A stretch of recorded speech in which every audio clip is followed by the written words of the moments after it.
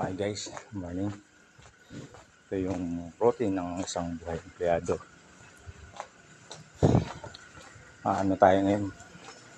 Maaga dahil mag-assist tayo sa seminars ng ating mga guards. Ngayon na tayo schedule.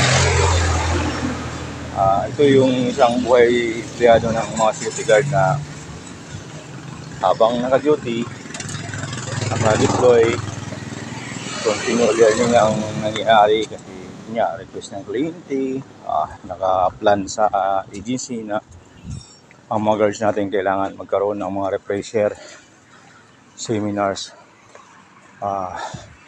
Depende kung saan availability ng trainer, schedule ng mga operation kasi niya operation di biro yung task na binibigay o nagiging action sa daily basis na activity nila.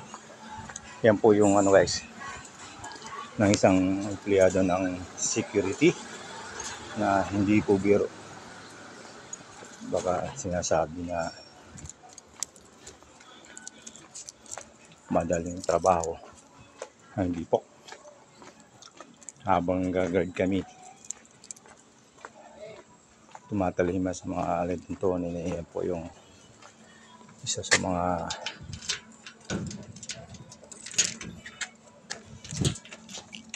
requirements na mag-comply yung lagatin ng seminars na naka-schedule monthly man yan, quarterly, and so on. Kaya tayo mga guards ay kailangan mag-ubi dahil yun po yung pinag-uutos at pinatutupad ng agency. Hindi pa yan requirements kasi sa kontrata. Kaya